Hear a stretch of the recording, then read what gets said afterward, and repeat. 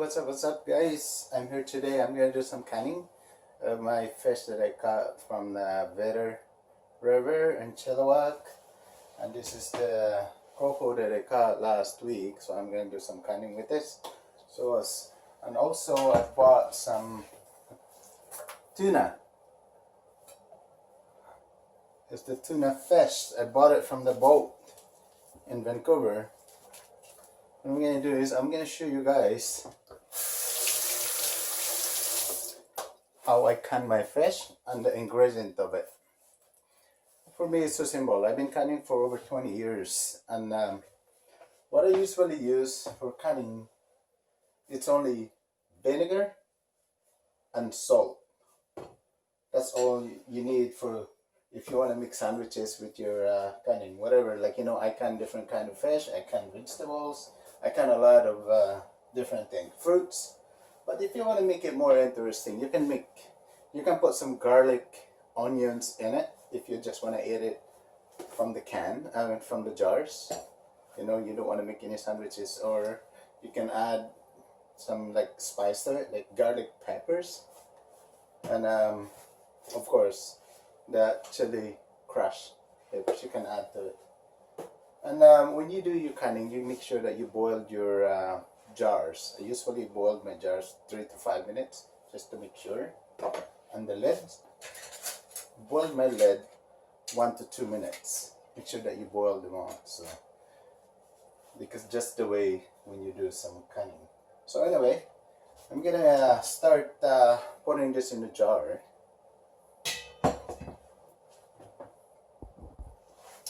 Just like this. I have one in the jar already. Don't overfill it because you want some air inside. So what I do, I'll just put either not less than 2 scoop or 3 scoop of vinegar and salt. The vinegar and salt is good for your making sandwiches, you know, or if you want to eat it from the jar, you add all this stuff, or it's up to you. You know, we do all different things, but for me, it's just salt and vinegar. Then you put your lid. This is for the people that never do some canning. Don't make it too tight, because the pressure cooker will make it tight after, right? Because this lid here has the pressure cooker will press it down to compress it. That's why you don't want to make it too tight.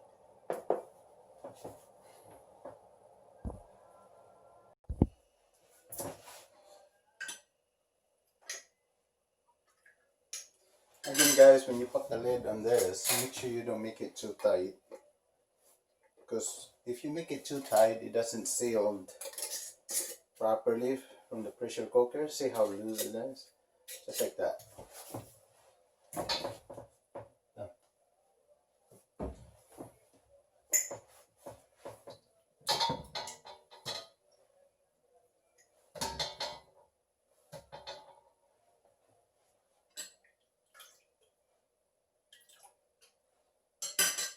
And if you want to make it more interesting, you can add it on into your vinegar and salt, or you can just,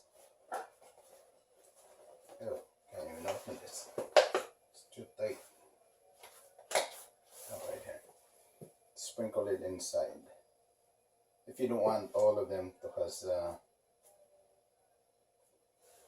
chili crush, just like that.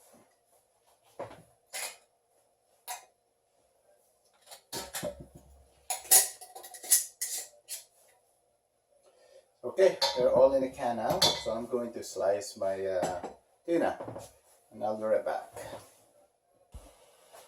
So guys, I got my tuna sliced now, ready to be canned. So what I'm going to do now, I'm going to make it more interesting by salt and vinegar to my tuna. So I'm just going to add crushed red peppers to it. Give it a little bit of spice. Let's mix it a little bit. And just like that, they're all mixed there now. Again, same thing, just put them in the jars.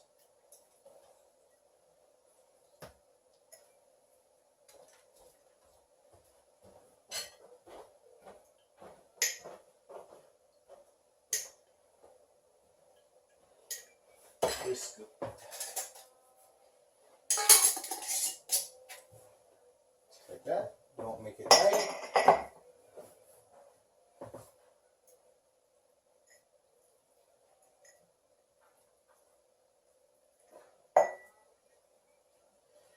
Again, if you never canned before, just telling you guys,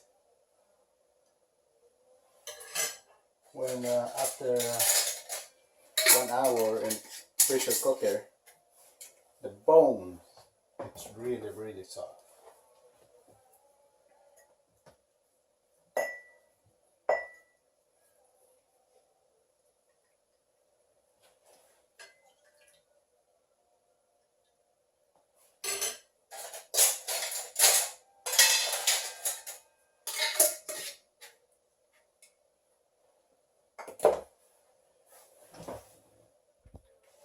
Alright guys, now this is my pressure cooker. I had it for over 20 years ago, and it's a big one, and it's a nice one. So it has the guide for how much pressure you want to be when you're doing the pressure cooker, and that's how big it is. Like it's big. So when you do can, and when you put add water to it, it's more than likely this jar is a little bit too big a jar. So the water inside there is going to be like half of this jars. Don't overfill it to the lid because you're not supposed to do that. So just half of this. So I'm going to fill it with the water.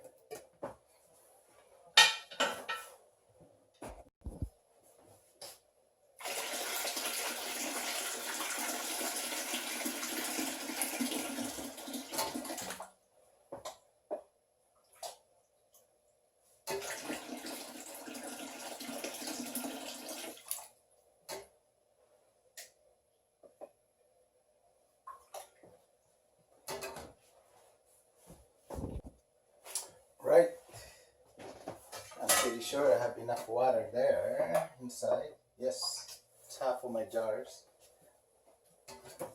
And the pressure cooker should come with like this for the bottom.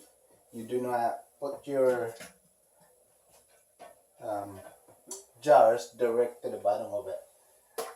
I believe there's a reason for it, because it might break when you're boiling it, when you're pressure cooking it. That's why they have that on the bottom.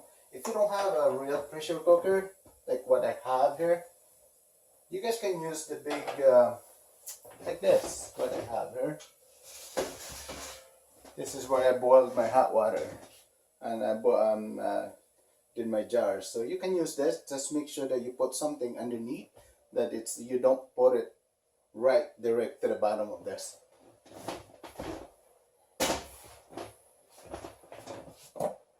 So we'll see how many jars we can put in here. 2, 6. Perfect. 6 jars. I actually can put 7 of them. And then this is the next layer. Again, if you don't have the real one, then make sure that you guys put something on top of your jars so it's not direct each other. So the pressure that concealed your jars. The reason that you don't make it really tight, because the pressure when you're doing the pressure cooker, there's lead right here. This one here, the pressure will press it down to seal it. And when you do that, it's good for years. You do the pressure cooking. 2, 4, 6, 8. Wow. The top one, guys, I can put 8 of them. So there we go. It's nice and full. Just like that. It's full. And now we're going to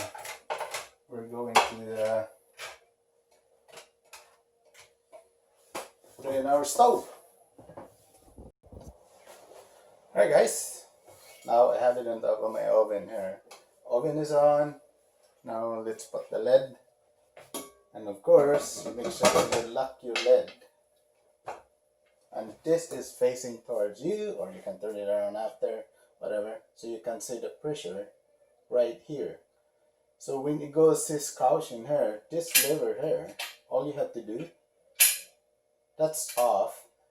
If you flick it up, that means it releases the pressure, because usually you do that because before 1 hour you're going to be flipping this up and down just to release the pressure, because you don't want to go all the way down to whatever here, and then who knows what happened. I don't want to know what's going to happen. So anyway, and make sure everything is tight here.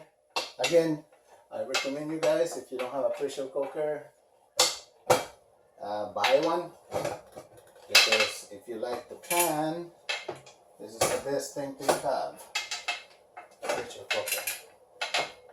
Then it's locked, and this thing here, just to make sure, you know, everything is locked. So when you lock it, for me, again, this is only for the people that never do canning, don't lock only one side first, you lock opposite side after. What's going on here? It's not locking. It's over. Did this. It's not like, oh, there we go. You would just overturn the lid. So opposite side, make sure it's all locked.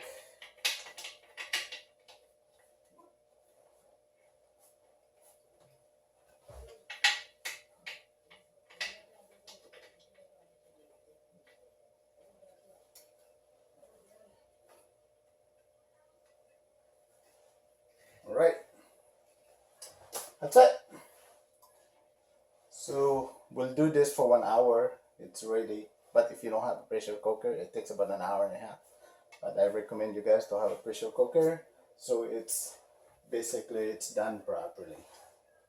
Alright, so we'll just wait for an hour, and I will show you guys what happened in an hour. Right, we're waiting for another 15 minutes, and the pressure is just about to crush now, so I'm just going to release some of the pressure.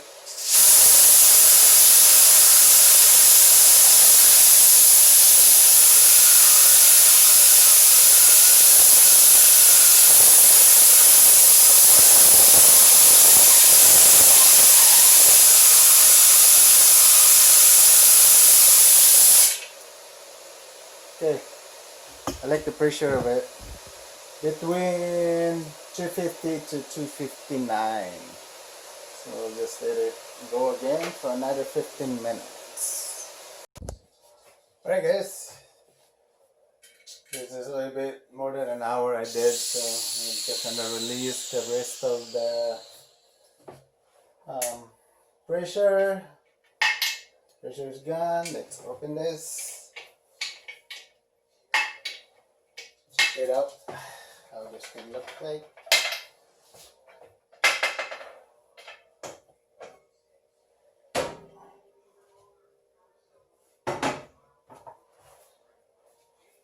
This to take that thing off. Just eat hot.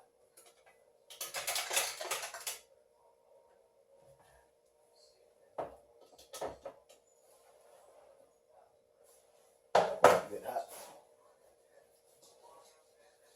Show you guys, it's totally done. The pressure, the lid went down, so that meant the pressure is there, and then after that you just tighten the lid.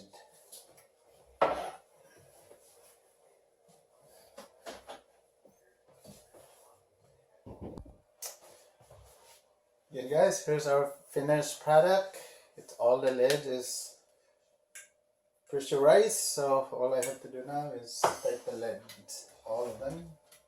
Like that. It's still really hot. Ow. So you don't have to tighten it so much because it's already pressure.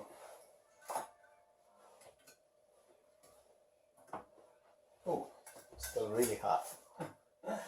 Now I have more to put in right here, so I'm gonna put this in here just like what I did. First one, cook it for an hour.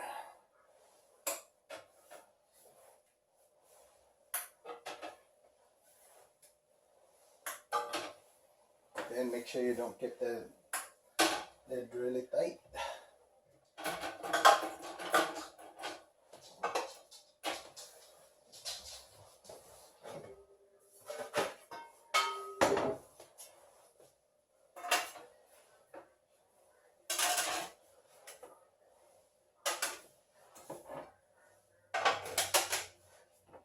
Wow, you believe that?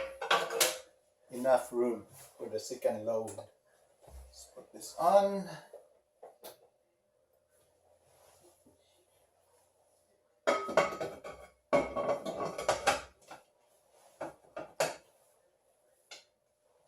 Okay. Make sure it's inside it.